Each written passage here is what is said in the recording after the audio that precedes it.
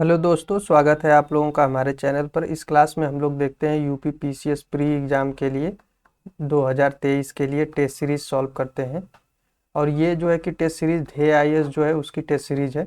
इसके पहले जो है कि 9 क्लास हो चुकी है टेस्ट सीरीज़ की, और उसकी एक प्लेलिस्ट बनी हुई है चैनल पर यूपी पीसीएस 2023 के नाम से। आप लोग जाइए वहाँ पर देखिए, सभी में क्वेश्चन को डिटेल से एनालाइज किया गया है। और इसके पहले 9 वीडियो हो चुकी है, तो आप उन सभी वीडियो को देख लीजिए और चैनल को सब्सक्राइब कर लीजिए ताकि अगला वीडियो अपलोड हो तो आप लोगों को खोजना ना पड़े। आइए देखते हैं आज का पहला क्वेश्चन। पित्रा-द्युरा शैली के संबंध में निम्नलिखित कथनों में से सही कथन चुनें। यानी जो पित्रा-द्युरा शैली है ये स्थापत्य कला की शैली है, स्थापत्य कला की। तो इसमें पूछा गया है कि इसके संबंध में निम्नलिखित कथनों को सही कथन को चुनना है। तो यहाँ पर दिया है कि यह मुगल काल में संगमरमर से बनी इमारतों की दीवारों की अर्ध मूल्यवान पत्थरों से बनी आकृतियों द्वारा सजावट को दर्शाती है। तो ये कथन बिल्कुल सही हो जाएगा। ये मुगल काल में जो है कि पित्रा-द्युरा शैली का प्रयोग किया गया, और ये संगमरमर से बनी इमारतों में दीवारों में जो मूल्यवान पत्थरों से पालिश किए हुए आकृतियां या सजावट का काम किया जाता था, इसी को जो है कि पित्रा-द्युरा शैली कहा जाता है। यानी कि जो मूल्यवान पत्थर पालिश किए हुए चमकदार पत्थरों का प्रयोग सजावट के लिए किया जाता था स्थापत्य कला में। मंदिर तो ये लोग नहीं बनवाते थे, जो है कि मकबरों में प्रयोग किया जाता था, मकबरों और मस्जिदों में। तो इसी को पित्रा-द्युरा शैली कहा जाता था, और ये मुगल काल में प्रचलन में आई।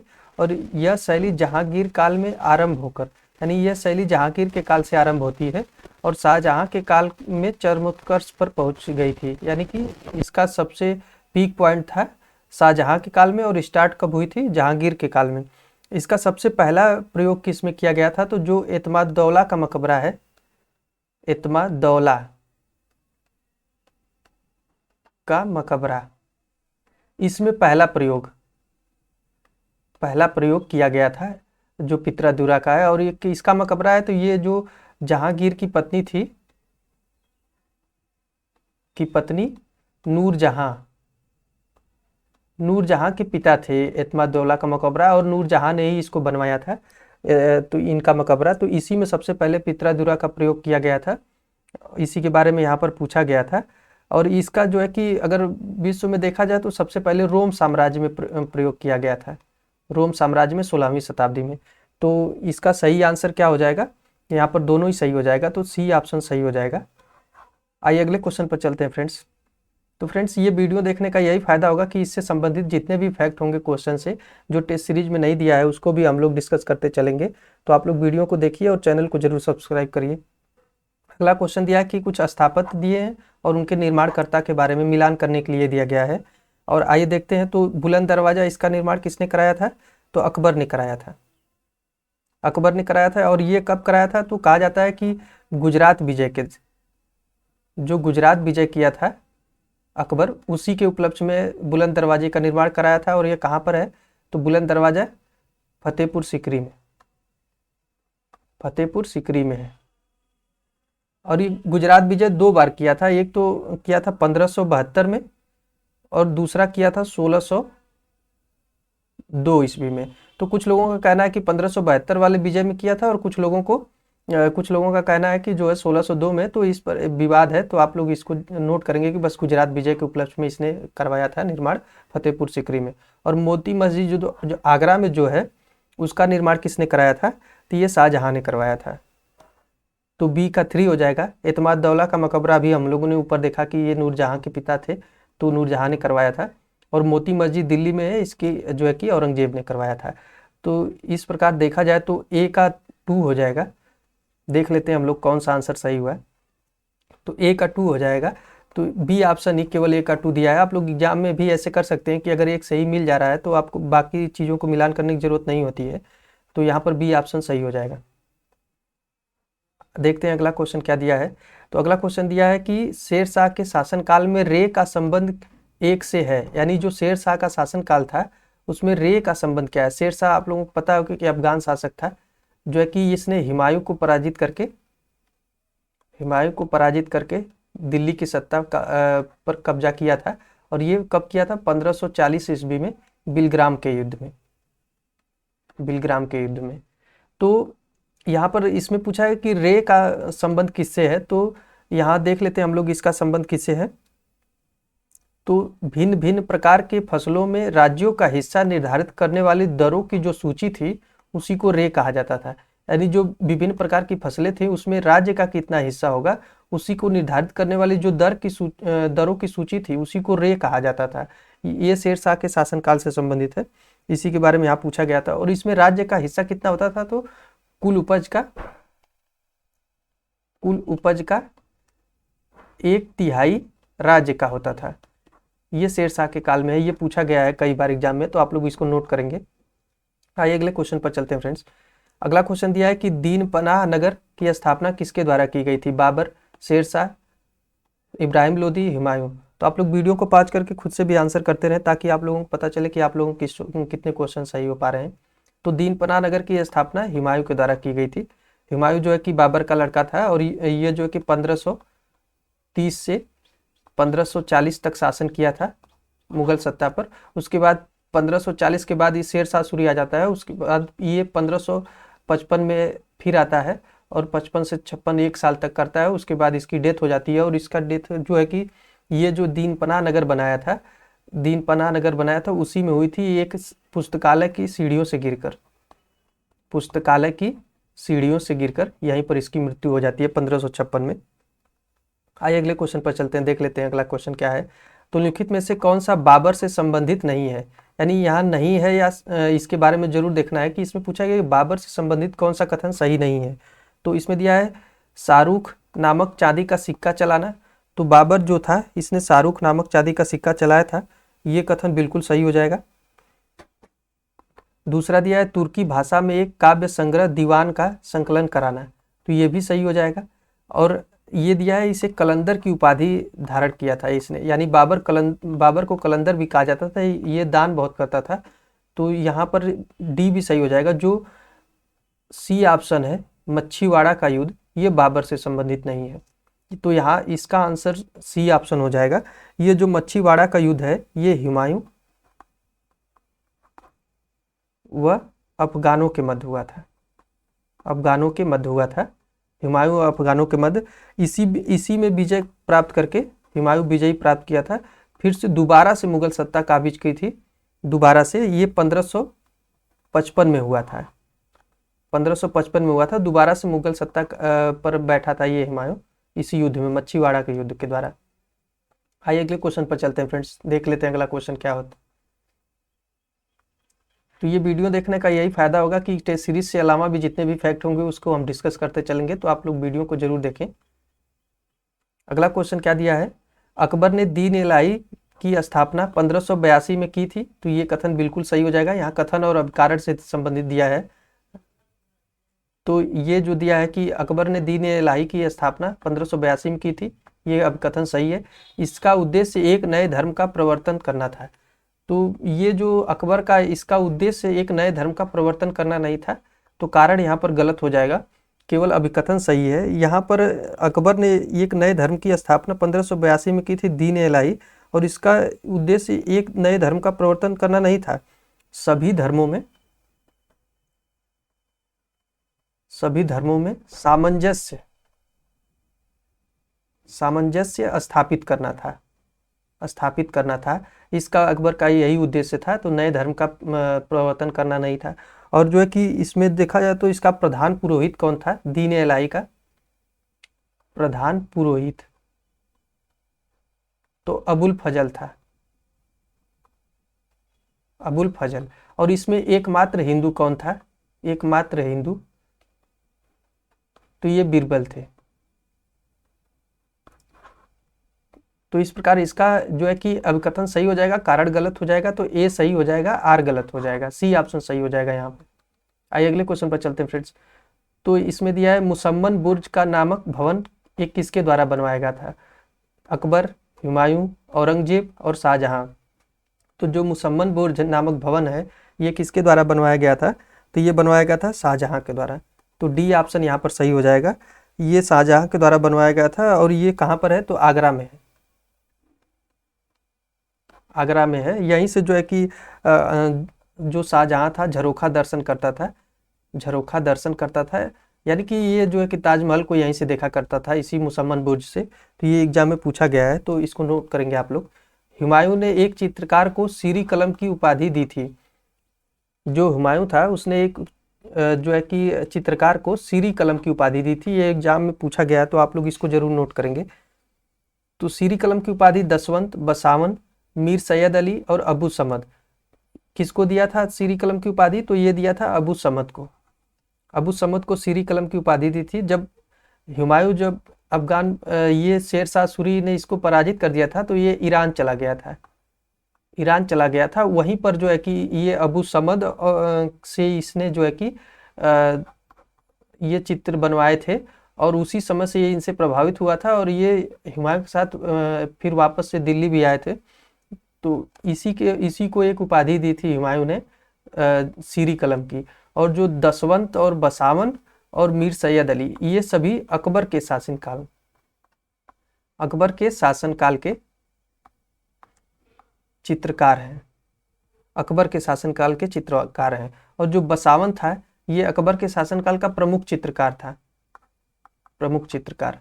ये भी एग्जाम में पूछा गया कि दसवंत और बसावन किसके शासनकाल के चित्रकार हैं? तो ये अकबर के शासन के हैं। मीर सैयद अली भी अकबर के शासनकाल का ही है, और अबू समद जो है कि ये हुमायूं के शासनकाल का है, और जो है कि इसी को सीरी कलम की उपाधि दी थी। अगला क्वेश्चन देख लेते हैं। अगला एक स्टेटमेंट दिया है कि हिंदुस्तान स्वर्ग के समान है, इसकी आबो हवा खुरासन से बेहतर है, यह हरा भरा है और सालों भर फूलों से लदा रहता है। उपरोक्त कथन निम्नलिखित में से किसके द्वारा कहा गया है? तो ये जो भारत के बारे में विशेषता बताई जा रही है, तो ये किसने कहा है? तो ये कहा था अमीर खुसरो ने। अमीर खुसरो। और अमीर खुसरो का एक पूछा जाता है कि इसका जन्म स्थान कहाँ पर है? जन्म स्थान तो ये पटियाली में है, पटियाली एटा अमीर खुसरो का। और इसका जन्म कब हुआ था? तो जन्म हुआ था 1252 ईस्वी में। और इसने कुल दिल्ली सल्तनत के 7 सुल्तानों का कार्यकाल देखा था। 7 सुल्तानों का कार्यकाल देखा था। इसके बारे में ये भी क्वेश्चन पूछा गया कि दिल्ली 7 सुल्तानों का कार्यकाल किसने देखा था? तो अमीर खुसरो ने देखा था। और अमीर खुसरो के गुरु कौन थे? तो निजामुद्दीन औलिया। ये भी पूछा गया है। निजामुद्दीन औलिया जो थे इसके गुरु थे। आइए अगले क्वेश्चन पर चलते हैं फ्रेंड्स। अगला क्वेश्चन दिया है कि निम्नलिखित कथनों पर विचार करें। कृषि दासत्व और मेनर प्रणाली सामंतवाद की अनिवार्य विशेषताएं हैं। यानी कृषि दासत्व और मेनर प्रणाली सामंतवाद की अनिवार्य विशेषताएं हैं। भारत में सच्चे अर्थ में न तो कृषि दासत्व था और न ही मेनर प्रणाली। तो जो कृषि दासत्व क्या होता है? ये कृषि दासत्व है कि मतलब जैसे जो बड़े बड़े जमींदार होते हैं, उनके खेतों पर जो उनके जमीन पर जो खेती करते हैं कृषक, उनको कृषि दासत्व कहा जाता था। और मेनर प्रणाली क्या था? ये जो जमींदार थे, इनके दुर्ग के संरक्षक के रूप में जो ये लोग काम करते थे, गुलाम लोग, तो इन्हीं को जो कि मेनर प्रणाली भी कहा जाता था। तो ये कथन बिल्कुल सही हो जाए। भारत में सच्चे अर्थ में ये न तो कृषि दासत्व था और न ही मेनर प्रणाली, तो ये भी सही हो जाएगा। तो इसमें पूछा गया कि असत्य कथनों का चयन करें। असत्य कथन कौन सा होगा? तो ये हो जाएगा डी, यानी कि दोनों ही सत्य हैं। तो सत्य और असत्य को ध्यान से पढ़ना चाहिए एग्जाम में। बहुत से लोगों के क्वेश्चन गलत हो जाते हैं इस चक्कर में। अगले क्वेश्चन पर चलते हैं। अगला क्वेश्चन दिया है कि 9वीं सदी के एक लेखक के अनुसार यह साम्राज्य इतना विशाल था कि तेज से तेज चलने वाला जहाज 2 साल में इसका पूरा चक्कर नहीं लगा सकता था। यह कथन निम्न में से किस साम्राज्य के विषय में कहा गया है? कंबोज साम्राज्य, चोल साम्राज्य, पल्लव साम्राज्य और शैलेंद्र साम्राज्य। जो शैलेंद्र साम्राज्य है ये बहुत ही विशाल साम्राज्य था। ये दक्षिण पूर्व एशिया में था। दक्षिण पूर्व एशिया में था। और इसकी जो है कि ये देखा जाए तो यहाँ इतना शक्तिशाली साम्राज्य था कि इसमें जो है कि जावा, सुमात्रा, इंडोनेशिया तक इसका साम्राज्य फैला हुआ था। इसी के बारे में यहाँ पर पूछा गया था। और ये जो है कि थाईलैंड तक भी था। इतना बड़ा साम्राज्य था। ये क्वेश्चन पूछा गया था कि यह साम्राज्य इतना विशाल था कि तेज से तेज चलने वाला जहाज 2 वर्ष में इसका चक्कर नहीं लगा पाता था। इसीलिए यहाँ पर इसको डिस्कस कर रहे हैं हम। तो डी ऑप्शन सही हो जाएगा। अगला क्वेश्चन दिया है कि जब्ती प्रणाली का संबंध राजा टोडरमल से जोड़ा जाता है। टोडरमल एक मेधावी राजस्व अधिकारी था जिसने कुछ समय तक शेर शाह सूरी के अधीन भी काम किया था। तो जो जब्ती प्रणाली है ये राजा टोडरमल से संबंधित है। तो ये कथन बिल्कुल सही हो जाएगा, क्योंकि ये जो जब्ती प्रणाली है राजा टोडरमल का राजस्व अधिकारी, ये अकबर का राजस्व अधिकारी था, राजस्व अधिकारी ये जो टोडरमल था। और टोडरमल ने ही एक पद्धति लाई थी अकबर के शासनकाल में, 10 साला पद्धति। ये पूछा गया एग्जाम में, तो आप लोग इसको नोट करेंगे। ये कब लाया गया था? तो 1580 में प्रारंभ की गई थी अकबर के शासनकाल में 10 साला पद्धति। तो जब्ती प्रणाली भी उसी से संबंधित है। तो आइए इसके बारे में और दूसरा कथन देख लेते हैं कि टोडरमल एक मेधावी राजस्व अधिकारी था, जिसको हम लोगों ने ऊपर डिस्कस किया, जिससे कुछ समय तक शेरशाह सूरी के अधीन भी काम किया था। यानी कि जो टोडरमल था ये शेरशाह सूरी के अधीन भी काम किया था। तो दोनों ही कथन सही हो जाएगा। 10 साला पद्धति को टोडरमल पद्धति भी कहते हैं। तो सी ऑप्शन यहाँ पे सही हो जाएगा। आइए अगले क्वेश्चन पर चलते हैं फ्रेंड्स, देख लेते हैं अगला क्वेश्चन क्या दिया है। तो अगला क्वेश्चन दिया है कि बहमनी राज्य की स्थापना का वर्ष क्या था? यानी जो बहमनी राज्य है उसकी स्थापना कब हुई थी? 1336, 1347, 1337 और 1346। बहमनी राज्य की स्थापना कब की गई थी? तो आप लोग वीडियो को पॉज करके खुद से भी आंसर करते रहें, ताकि आप लोगों का पता चले कितने क्वेश्चन सही हो पा रहे हैं। तो 1347 में बहमनी राज्य की स्थापना की गई थी। और ये किसके द्वारा किया गया था? तो एक अफगान शासक था, एक अफगान था, अफगान। इसका नाम क्या था? तो अलाउद्दीन हसन, अलाउद्दीन हसन नाम था। इसने जो है कि बहमनी राज्य की स्थापना की थी। इसने एक जो है कि इसका एक और अन्य नाम था हसन गंगू भी, हसन गंगू। तो ये भी पूछ लेता है कि बहमनी राज्य की स्थापना किसने की थी? तो हसन गंगू ने। ये दोनों एग्जाम में कोई भी देकर पूछ सकता है। और विजयनगर साम्राज्य की स्थापना कब की गई थी? ये किसी से संबंधित है, पूछा जाता है। विजयनगर साम्राज्य की स्थापना तो ये 1336 में की गई थी। ये दोनों ही एग्जाम में पूछे गए हैं, तो आप लोग नोट करेंगे इसको। अगला क्वेश्चन देख लेते हैं। सिकंदर लोदी के विषय में लिखित में से कौन सा कथन असत्य है? यानी सिकंदर लोदी के बारे में असत्य कथन बताना है। अगर आगरा की स्थापना गज सिकंदरी पैमाना शुरू किया था, यानी कि आगरा की स्थापना किया था और गज पैमाना भी दोनों भी शुरू किया था। तो ये तो सही हो जाएगा। ये कट्टर धर्मांध भी था, धर्मांध शासक था। तो बी भी सही हो जाएगा। उसने स्त्रियों को पीरों की मज़ारों पर जाने से रोक लगा दी थी। तो जो ये था सिकंदर लोदी, ये स्त्रियों को पीरों की मज़ारों पर जो थे उनको जाने पर रोक लगा दिया था। तो ये दोनों ही कथन सही हो जाएगा। और इसका शासनकाल, ये लोदी वंश का शासक था सिकंदर लोदी। और इसका शासनकाल कब से कब तक था? तो 1489 से 1517 के मध्य था। इसके बाद जो है कि इब्राहिम लोदी आता है, जो बाबर से हार जाता है पानीपत के युद्ध में। तो ये सभी कथन सही हो जाएंगे। डी ऑप्शन यहाँ पे सही हो जाएगा। अगला क्वेश्चन देख लेते हैं कौन सा दिया है। तो अगला क्वेश्चन, एक नीचे अब कथन दिया गया है और दूसरा कारण दिया गया है। अमीरों के गैर तुर्क गुटों ने खिलजी के विद्रोह का स्वागत किया है। और दूसरा कारण दिया कि खिलजियों के उदय के साथ उच्च पदों पर तुर्कों का एकाधिकार हो गया।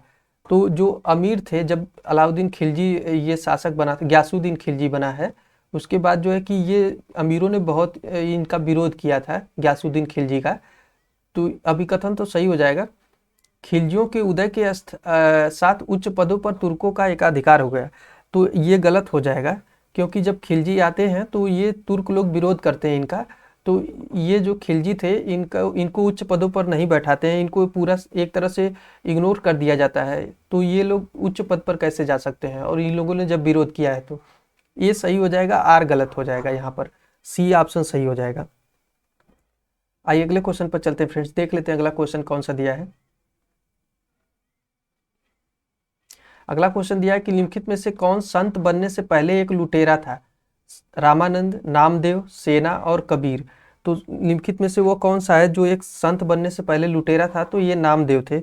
नामदेव थे, ये महाराष्ट्र के संत थे, महाराष्ट्र के। ये पूछा गया एग्जाम में कि नामदेव कहाँ के थे? तो महाराष्ट्र के संत थे। और इनका जीवन काल एक जो है कि 14वीं शताब्दी में है, 14वीं शताब्दी में है। जो संत बनने से पहले एक लुटेरे थे। प्रसिद्ध संत रामानंद का जन्म स्थान कहाँ पर है? तो प्रयागराज, आगरा, वाराणसी और मथुरा। तो जो प्रसिद्ध संत थे रामानंद, इनका जन्म स्थान कहाँ पर था? तो ये थे प्रयागराज में। प्रयागराज में इनका जन्म हुआ था और ये कब हुआ था? 1400 ईस्वी में। 1400 ईस्वी में इनका जन्म हुआ था। और उसके बाद जो है कि ये यहाँ से वाराणसी चले गए थे और यहीं पे ये ज़्यादातर रहे हैं। और ये राम के उपासक थे, भगवान राम के उपासक थे। उस समय के ज़्यादातर लोग विष्णु के उपासक थे, लेकिन इन्होंने जो है कि राम की उपासना किया था और इन्होंने बहुत से लोगों को शिष्य बनाया था। इनके शिष्यों में रामानंद के शिष्य कौन कौन से थे ये भी पूछ लेता है। तो इनके शिष्यों में जैसे रविदास थे, कबीर थे, रविदास, कबीर, सेना भी थी। ये जो सेना ऊपर दिया है संत, ये भी थे। तो ये लोग इनके ही शिष्य थे। और ये जो है कि ये विभिन्न आडंबर जो थे, धार्मिक आडंबर, उनका विरोध किया था रामानंद ने। भारतीय शास्त्रीय संगीत पर फारसी में सबसे अधिक पुस्तकों की रचना किस मुगल शासक के काल में हुई थी? अकबर, शाहजहां, जहांगीर और औरंगजेब। तो आप लोग वीडियो को पॉज करके खुद से भी आंसर करते रहें ताकि आप लोगों को भी एक आइडिया मिले कितने क्वेश्चन सही हो पा रहे हैं। तो भारतीय शास्त्रीय संगीत पर फारसी में सबसे अधिक पुस्तकों की रचना औरंगजेब के शासनकाल में हुई। इसने संगीत पर प्रतिबंध तो लगा दिया था, जिसके विरोध में ही ज़्यादातर लोग इसमें जो है कि मुगल शासकों जो था ये औरंगजेब, इसने संगीत पर प्रतिबंध लगाया था। लेकिन इसके ही काल में सबसे ज़्यादा जो है कि फारसी पुस्तकों की रचना की गई है। तो सी ऑप्शन सही हो जाएगा। अगला क्वेश्चन दिया है कि असत्य कथन को चुने। इनमें से पूछा गया कि असत्य कथन कौन सा है, उसी के बारे में आप लोगों को बताना है।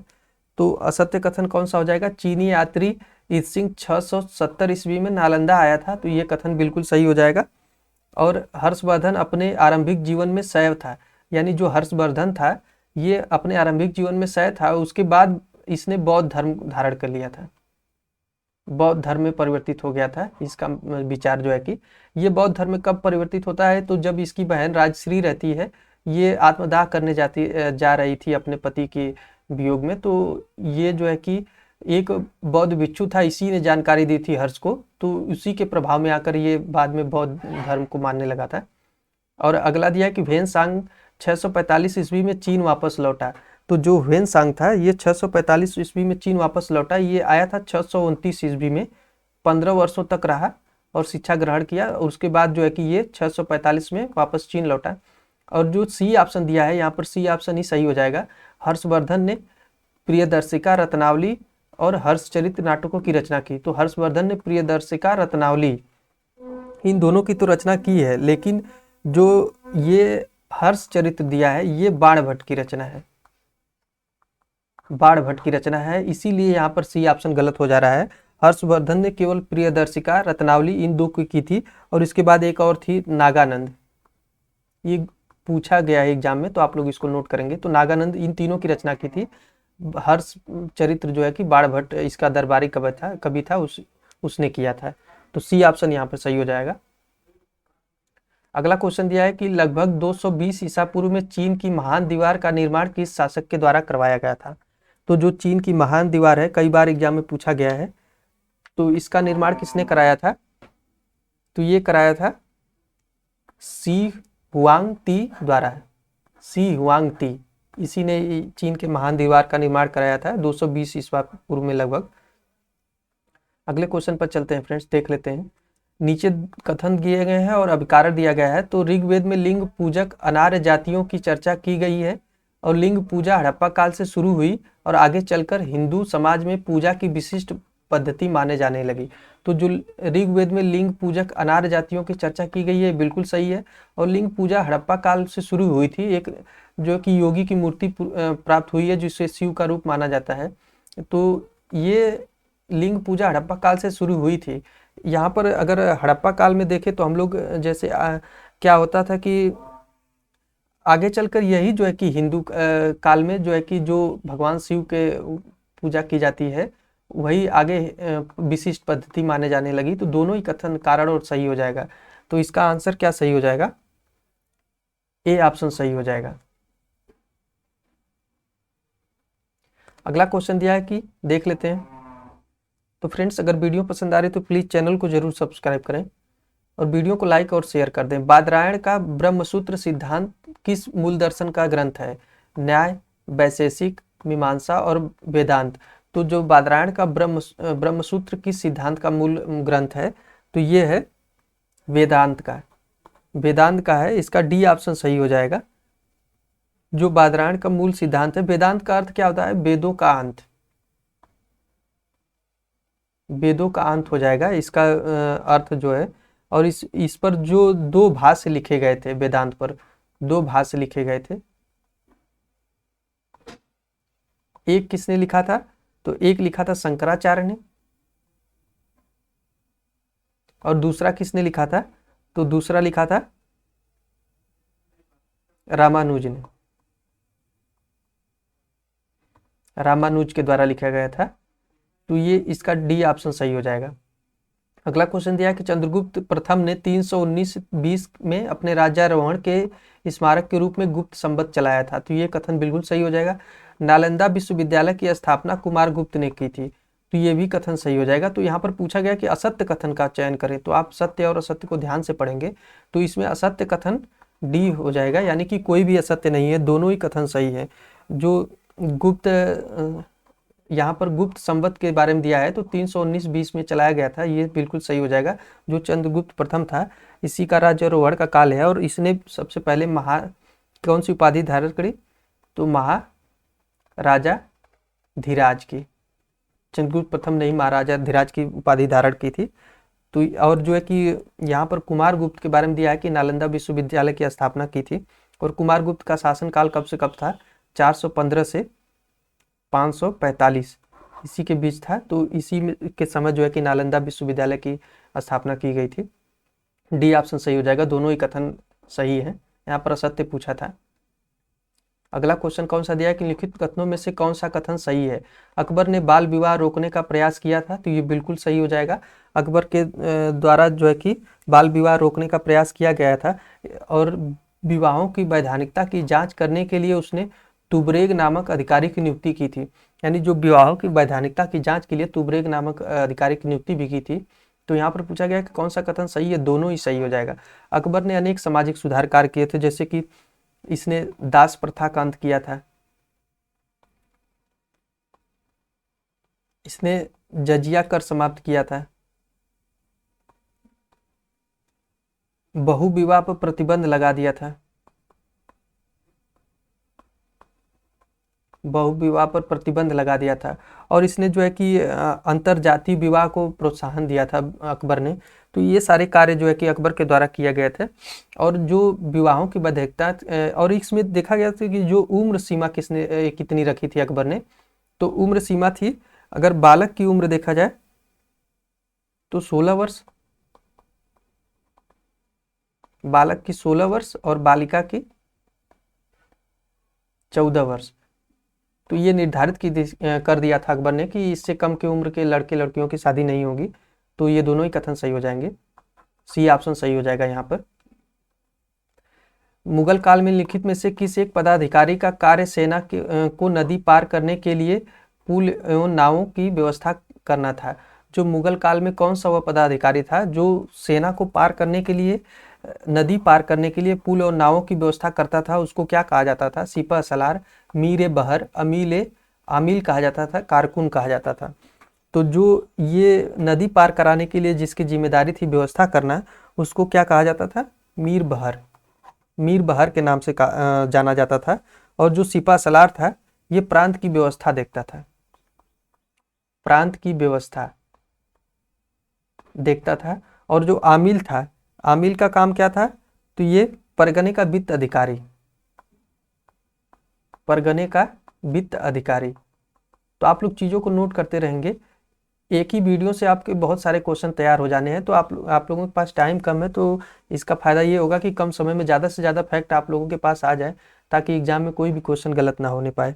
जो कारकुन था, ये परगने का हिसाब किताब रखता था, हिसाब किताब रखता था, हिसाब किताब। तो इसका जो है कि बी ऑप्शन सही हो जाएगा। अगला क्वेश्चन दिया है कि विजयनगर साम्राज्य में बेसबग किसे कहा जाता था? तो जो मनुष्यों का क्रय विक्रय होता था विजयनगर साम्राज्य में, उसी को बेसबग कहा जाता था, बेसबग। और ये जो एक इसमें निकोलो कोंटी था, निकोलो कोंटी, ये इटली का यात्री था। ये विजयनगर साम्राज्य में आया था किसके कार्यकाल में? तो देवराय प्रथम, देवराय प्रथम के कार्यकाल में आया था। ये क्वेश्चन कई बार एग्जाम में पूछा गया है। तो इसी ने इसका जिक्र किया था कि विजयनगर साम्राज्य में जो मनुष्यों का क्रय विक्रय होता था उसको बेसबक कहा जाता था। और इसने ही कहा था कि विजयनगर साम्राज्य में जो है कि दास प्रथा प्रचलन में थी। ये जो निकोलो कोंटी यात्री था इटली का, इसी ने कहा था, देवराय प्रथम के कार्यकाल में आया था। तो ए ऑप्शन सही हो जाएगा यहाँ पे। अगला क्वेश्चन क्या दिया है देख लेते हैं। अगला क्वेश्चन दिया है कि लिखित में से कौन सा कथन असत्य है? राणा कुंभा ने मालवा के महमूद खिलजी पर विजय प्राप्त की थी। तो जो राणा कुंभा थे, ये जो मालवा का शासक था महमूद खिलजी, इस पर विजय प्राप्त की थी। तो ये कथन बिल्कुल सही हो जाएगा पहला। और ये कब विजय प्राप्त की थी? तो 1437 ईस्वी में। जो राणा कुंभा का कार्यकाल था, इनका कार्यकाल कब से कब तक था? तो 1433 से 68 के बीच था। तो इसी कार्यकाल में जो है कि जो ये शासक थे महमूद खिलजी पर विजय प्राप्त की थी 1437 ईस्वी में। इनकी यह महत्वपूर्ण विजय थी। और मालवा विजय की स्मृति में ही उसने कीर्ति स्तंभ का निर्माण कराया था, जो चित्तौड़ में है। कीर्ति स्तंभ चित्तौड़ में है, ये भी पूछा गया है। और दोनों पूछा गया कि कीर्ति स्तंभ का निर्माण किसने कराया था? तो कीर्ति स्तंभ का निर्माण राणा कुंभा ने करवाया था चित्तौड़ में मालवा विजय की स्मृति में। और मालवा विजय 1437 में खिलजी पर की थी। तो इसमें पूछा गया असत्य कथन कौन सा है? तो डी ऑप्शन सही हो जाएगा। कोई भी असत्य नहीं है, दोनों ही सत्य है। अगला क्वेश्चन देख लेते हैं कौन सा दिया है। अगला क्वेश्चन देख लेते हैं। राजवंश दिया है और संस्थापक दिया गया है और पूछा गया है कि इसकी स्थापना किसने की थी। तो जो बीजापुर है, इसकी स्थापना किसने की थी? तो बीजापुर की स्थापना यूसुफ आदिल शाह ने की थी। आप लोग वीडियो को पॉज करके खुद से भी आंसर करते रहे, तभी आप लोगों को इस टेस्ट सीरीज का ज़्यादा से ज़्यादा फायदा होगा कि एक आइडिया मिलेगा कि कैसे क्वेश्चन सॉल्व करना है और कितने क्वेश्चन आप लोगों के सही हो पा रहे हैं। और चैनल को जरूर सब्सक्राइब कर लीजिए, वीडियो को लाइक और शेयर भी कर दीजिए अगर पसंद आ रहा है तो। अहमदनगर की स्थापना किसने की थी? तो अहमदनगर की स्थापना मलिक अहमद ने की थी। और गोलकुंडा की स्थापना किसने किया था?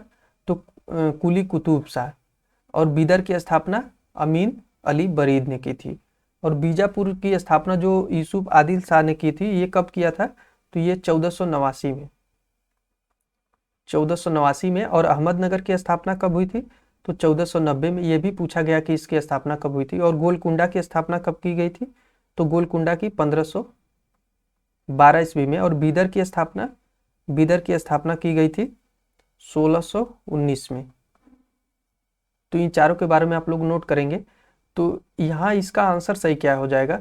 ए का हो जाएगा 4, तो 2 कट जाएंगे। आप लोग एग्जाम में ऐसे कर सकते हैं, ए का 4 हो जाएगा और बी का 1 हो जाएगा। अहमदनगर की मलिक अहमद ने की थी, तो ए ऑप्शन सही हो जाएगा यहाँ पे, जो है कि ए ऑप्शन सही हो जाएगा।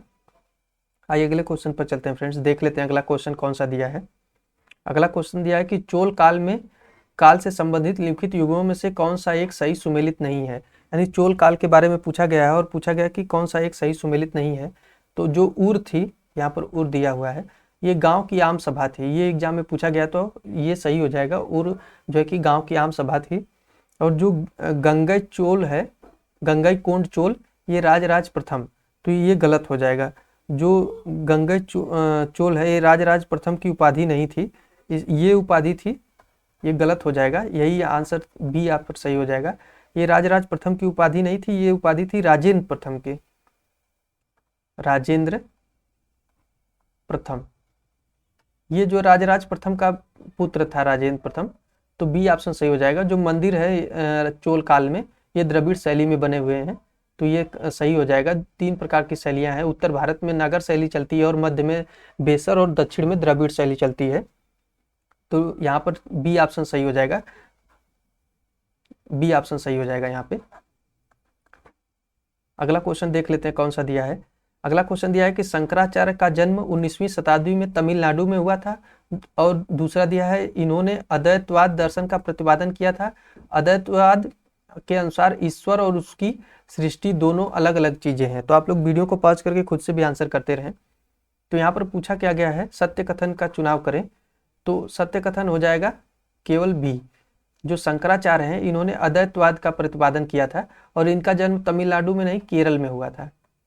तो यहाँ पहला गलत हो जाएगा, दूसरा सही है। और तीसरा, अद्वैतवाद के अनुसार ईश्वर और सृष्टि दोनों अलग अलग चीजें नहीं है, एक ही चीजें हैं, एक ही चीजें हैं। इसी के बारे में यहाँ पर अलग अलग दिया है। तो अद्वैतवाद यानी कि दोनों अलग अलग नहीं है, ये दोनों एक ही चीजें हैं।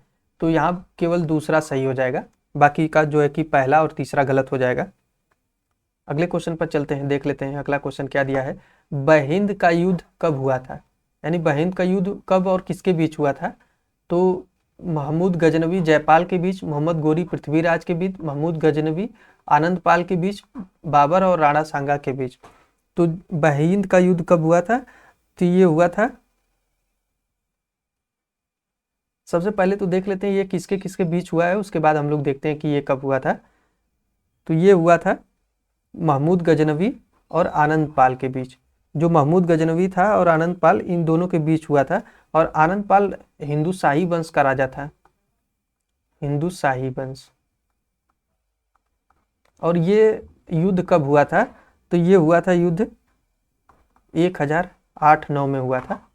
इसी समय महमूद गजनवी ने भारत पर आक्रमण किया था, कुल 17 बार आक्रमण किया था, 17 बार। और इसका सबसे प्रसिद्ध आक्रमण था 1025 में, जो सोमनाथ मंदिर पर हुआ था।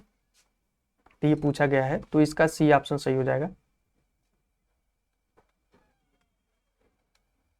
अगला क्वेश्चन दिया है कि निम्नलिखित युगों में से कौन सा एक सही सुमेलित है। तो विदेशी यात्री और विजयनगर शासक के बारे में दिया है। आप लोगों को मिलान करना है कि देखिए कौन कौन से सही है इसमें। तो वीडियो को पॉज करके आप लोग खुद से भी आंसर करते रहें। तो जो निकोलो कोंटी है, ये देवराय प्रथम के काल में आया था। और ये कहाँ का शासक था, तो ये शासक था इटली का, इटली का ये इटली का यात्री था, शासक ये देवराय प्रथम के काल में आया था। ये विजयनगर साम्राज्य के सभी शासक हैं। और अब्दुल रज्जाक देवराय द्वितीय के काल में आया था। तो ये भी सही हो जाएगा। अब्दुल रज्जाक कहाँ का था, तो ये ईरान का था, ईरान का। और नुनीज जो अच्युत देवराय के शासन काल में आया था, ये भी सही हो जाएगा। और नुनीज कहाँ का था, ये तो पुर्तगाल का था, पुर्तगाल का। ये सभी क्वेश्चन पूछे गए हैं, तो आप लोग जरूर नोट करेंगे, बहुत ही इंपॉर्टेंट है। तो डी ऑप्शन सही हो जाएगा, सभी सुमेलित हैं। अगला दिया है कि निम्नलिखित में से किस शासक ने बहमनी राज्य से बेलवा और बेलगाम और गोवा छीन लिए थे। तो बुक्का प्रथम, देवराय प्रथम, हरिहर सेकेंड और देवराय सेकेंड। तो इसका सही आंसर क्या हो जाएगा, जो हरिहर सेकेंड है इसी ने छीन लिया था। और इसका शासन काल कब से कब था, 1377 से 1804 के मध्य था हरिहर द्वितीय का। ये विजयनगर साम्राज्य का एक शक्तिशाली शासक था। इसी ने जो है कि बहमनी राज्य से बेलगाम और गोवा छीन लिया था। ये पूछा गया एग्जाम में, तो आप लोग नोट कर लीजिए। विजयनगर एवं बहमनी राज्य के हितों का टकराव 3 अलग अलग क्षेत्रों में था।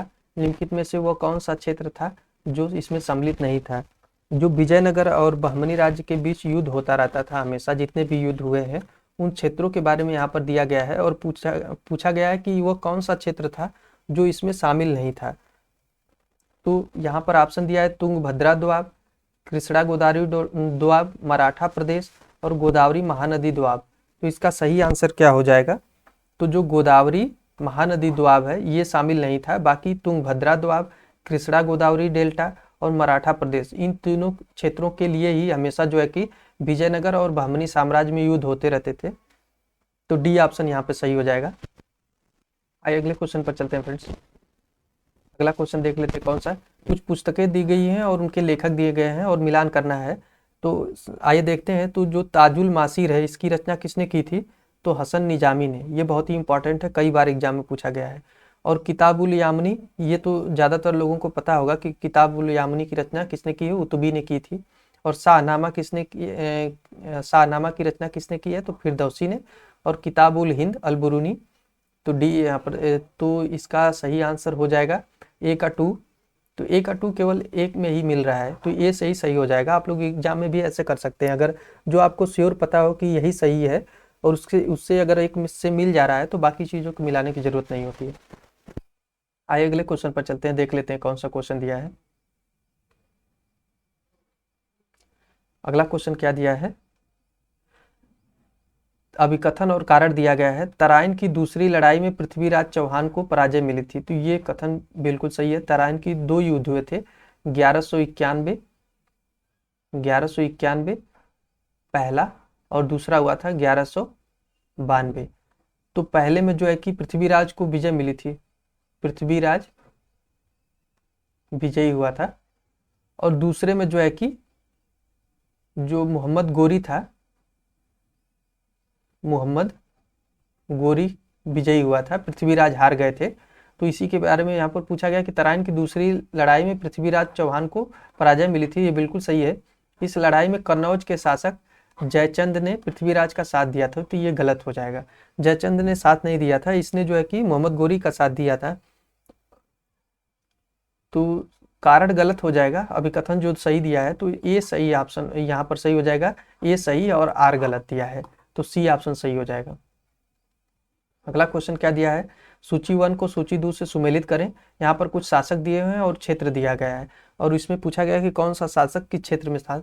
तो जो गढ़वाल शासक थे, इनका क्षेत्र क्या था, गढ़वाल का शासक था कन्नौज, ये पूछा गया एग्जाम में। और परमार का क्या था, तो परमार का मालवा में था, परमार का मालवा हो जाएगा। और चौहान वंश कहाँ था, तो चौहान वंश अजमेर में था, और सेन वंश बंगाल और बिहार में था। तो यहाँ पर डी का 1 हो जाएगा। और ए का क्या हो जाएगा, तो ए का 3 हो जाएगा, ए का 3 केवल बी में दिया है, तो यहाँ पर बी ऑप्शन सही हो जाएगा। आप लोग ऐसे क्वेश्चन एग्जाम में टाइम बचत कर सकते हैं अगर एक से ही मिल जा रहा है तो। अगला क्वेश्चन दिया है कि निम्नलिखित में से किस एक लड़ाई में विजयनगर साम्राज्य के महान साम्राज्य का अंत हो गया। जो विजयनगर का महान साम्राज्य था, इसका अंत किस एक लड़ाई में हुआ था, इसी के बारे में यहाँ पर पूछा गया है। तो ये बहुत ही इंपॉर्टेंट क्वेश्चन है, कई बार एग्जाम में पूछा गया है। तो जो बनीहट्टी की लड़ाई है, बनीहट्टी है, इसका एक अन्य नाम भी है जिसे तालिकोटा का युद्ध कहते हैं, तालिकोटा का युद्ध। इसे एक और अन्य नाम से जाना जाता है, राक्षस तांगड़ी का युद्ध, राक्षस तांगड़ी का युद्ध, ये सभी नामों से जाना जाता है। और इसमें जो है कि दक्कन के ये युद्ध हुआ कब था, तो ये हुआ था 1565 ईस्वी में, 1565 ईस्वी में हुआ था। ये बहुत ही इंपॉर्टेंट युद्ध है। और इसमें जो दक्कन के 4 लोग थे, कौन कौन शामिल थे, 4 लोगों की संयुक्त सेना थी, 4 संयुक्त सेना। इसमें कौन कौन शामिल थे, तो अहमदनगर, बीजापुर, और 2 लोग कौन थे, तो अहमदनगर, बीजापुर, गोलकुंडा और बीदर। इन चारों लोगों ने जो है कि इन चारों लोगों ने मिलके जो विजयनगर साम्राज्य का शासक था सदाशिव राय को हराया था, इन चारों लोगों ने मिलके। तो ये तालिकोटा का युद्ध या राक्षस तंगड़ी का युद्ध या बनीहट्टी का युद्ध, ये तीनों नामों से जाना जाता था। इसी में जो है कि विजयनगर साम्राज्य का 1565 में अंत हो गया था। तो सी ऑप्शन सही हो जाएगा यहाँ पे। अगला क्वेश्चन क्या दिया है देख लेते हैं। तो फ्रेंड्स, अगर वीडियो पसंद आ रही तो प्लीज़ चैनल को जरूर सब्सक्राइब करें। निम्नलिखित में से कौन सी एक अर्हता विजयनगर साम्राज्य में मंत्रिपरिषद की सदस्यता के लिए अनिवार्य योग्यता नहीं थी, यानी जो अनिवार्य योग्यताओं में था वो कौन सी असत्य है, इसमें पूछा गया था। जो विजयनगर साम्राज्य में एक मंत्रिपरिषद होती थी, उसकी अनिवार्य योग्यता क्या थी, तो व्यक्ति का विद्वान एवं राजनीति में निपुण होना, ये सही था। उसकी आयु 40 से 60 वर्ष नहीं, ये गलत हो जाएगा, 50 से 60 वर्ष थी। तो ये बी ऑप्शन यहाँ पे सही हो जाएगा, यही गलत था। उसका शारीरिक रूप से स्वस्थ होना, उसका राज परिवार से संबंध होना तथा छल कपट से मुक्त होना, ये दोनों ही होना चाहिए था इसमें शामिल होने के लिए। आज देखा जाए तो इसमें टेस्ट सीरीज में ज़्यादातर इतिहास के क्वेश्चन दिए हुए हैं, अगले में जो है कि दूसरे सब्जेक्ट के दिए हुए हैं। तो आप लोग इसके लिए परेशान ना होइएगा कि केवल इतिहास हो रहा है। ये हम लोग क्या कर रहे हैं कि एक टेस्ट सीरीज में कुल 3 वीडियो में सॉल्व कर रहे हैं 50-50 क्वेश्चन करके। तो इसमें जो है कि ज़्यादातर इतिहास के हैं, अगले वाले में दूसरे क्वेश्चन होंगे, तो आप लोग इसके लिए परेशान ना होइएगा। इसके पहले भी 9 वीडियो हो चुकी है, आप लोगों ने नहीं देखा तो चैनल पर प्लेलिस्ट बनी हुई है, जाइए देख लीजिए। सभी में इंपॉर्टेंट क्वेश्चन है और सबको डिटेल से एनालाइज किया गया है। वीडियो देखने का बहुत फायदा आप लोगों को होने वाला है टेस्ट सीरीज के अलावा। तो इसमें पूछा गया कि निम्नलिखित पर विचार करें। मामलूक वंश, लोदी वंश, तुगलक वंश, खिलजी वंश और सैयद वंश। ये पूछा गया कि इनका जो है कि दिल्ली सल्तनत के उपरोक्त वंशों के सत्ता में बिताए गए वर्षों पर अवरोही क्रम में, यानी कि पूछा गया सबसे अधिक किसने शासन किया था, सबसे अधिक वर्षों तक और सबसे कम वर्षों तक, उसको क्रम में लगाना है। तो इसका सही आंसर क्या हो जाएगा? जब आप लोगों को पता होगा कि इस कितने वर्षों तक शासन किया है तभी आप लोग इसका आंसर कर पाएंगे। तो इसमें सबसे अधिक पूछा गया कि दिल्ली सल्तनत में सबसे अधिक किसने शासन किया था, तो जो तुगलक वंश था इसने 94 वर्ष तक शासन किया था, 94 वर्ष। और उसके बाद आ जाएगा मामलूक वंश, ये जो है कि किया था 84 वर्ष। और उसके बाद आ जाएगा लोदी वंश, लोदी वंश किया था कुल 76 वर्ष। और जो है कि उसके बाद कौन सा आ जाएगा, सैयद वंश, तो सैयद वंश आ जाएगा 36 वर्ष। और सबसे कम किया था 30 वर्ष तक खिलजी वंश, जिसका एक शासक था अलाउद्दीन खिलजी। तो सबसे कम, ये तो दो सबसे चीजें पूछी गई हैं कि सबसे अधिक, तो सबसे अधिक हो जाएगा तुगलक और सबसे कम तो खिलजी। इन दो चीजों को आप लोग नोट करेंगे, बाकी चीजों को इग्नोर कर सकते हैं आप लोग। तो इसमें क्रम लगाने को पूछा गया है, तो इसका सही आंसर क्या हो जाएगा? तो सबसे पहले हो जाएगा तुगलक, उसके बाद मामलुक, तीन तीन वन वन हो जाएगा। उसके बाद क्या हो जाएगा, लोदी वंश हो जाएगा। तो सी ऑप्शन यहाँ पे सही हो जाएगा, सबसे अंत में जो है कि खिलजी आ जाएगा। अगला क्वेश्चन देख लेते हैं कौन सा दिया है। तो अगला क्वेश्चन दिया है कि संतलत काल में लिखित में से कौन सी एक पद्धति भू राजस्व निर्धारण के रूप में नहीं अपनाई जाती थी। तो जो भू राजस्व का निर्धारण था उसमें पूछा गया कि संतलत काल में कौन सी पद्धति नहीं थी। तो ये जो कानकूत व्यवस्था है ये संतलत काल में नहीं थी, ये मुगल काल में थी, मुगल काल की व्यवस्था थी। तो जो बटाई है, मुक्ताई है और मापन है, ये तीनों ही संतलत काल में थी। आइए अगले क्वेश्चन पर चलते हैं फ्रेंड्स। बलबन के संबंध में लिखित कथनों में से कौन सा एक कथन सही है? आप लोग सही है और असत्य को ध्यान से पढ़ा करें, उसमें क्वेश्चन गलत हो जाते हैं। उसने दरबार में गैर इस्लामिक प्रथाओं का प्रचलन किया था। जो बलबन था ये इस दरबार में गैर इस्लामिक प्रचलन जो था उसका जो है कि प्रचलन किया था, तो ये सही हो जाएगा। उसने दरबार में सिजदा और पायबोस की प्रथा आरंभ की थी, ये बिल्कुल सही है। उसने प्रतिवर्ष ईरानी त्योहार नवरोज मनाने की प्रथा आरंभ की थी, ये भी सही हो जाएगा। तो डी ऑप्शन सही हो जाएगा, ये चारों ही कथन सही है। आइए अगले क्वेश्चन पर चलते हैं, देख लेते हैं कौन सा क्वेश्चन दिया हुआ है। नीचे दो कथन दिए गए हैं जिनमें से एक को अभिकथन और दूसरे को कारण कहा गया है। अलाउद्दीन खिलजी ने 1296 में देवगिरी पर आक्रमण किया था, तो ये बिल्कुल सही है। देवगिरी के एक राजा थे रामचंद्र। देवगिरी के राजा कौन थे? तो रामचंद्र देव, इन पर आक्रमण किया था, तो ये सही हो जाएगा। इसका उद्देश्य साम्राज्य विस्तार करना था, तो ये गलत हो जाएगा। इसका उद्देश्य केवल धन को लूटना था, साम्राज्य विस्तार नहीं करना था। इसका दक्षिण भारत का जो अभियान था ये केवल धन को लूटना था। ये पूछा गया कि अलाउद्दीन खिलजी के दक्षिण भारत के अभियान क्या उद्देश्य साम्राज्य विस्तार करना था, तो ये गलत हो जाएगा, साम्राज्य विस्तार नहीं करना था। तो सी ऑप्शन सही हो जाएगा, ये सही आर गलत है। अगला क्वेश्चन दिया कि विश्व के सबसे बड़े महाकाव्य भारत में किस पर्व में गीता का उल्लेख किया गया है? तो जो भीष्म पर्व है इसमें गीता का उल्लेख किया गया है, ये फैक्ट है, आप लोग इसको ध्यान में रख लीजिए। अगला क्वेश्चन किया गया है कि किस मध्यकालीन शासक ने बुलर झील के एक कृत्रिम झील जैनालंका का निर्माण कराया था? यानी जो बुलर झील है उसमें एक कृत्रिम झील जैनालंका का निर्माण किस शासक ने कराया था? तो आप लोगों को पता होगा कि जो कश्मीर का एक शासक था, इसका नाम क्या था?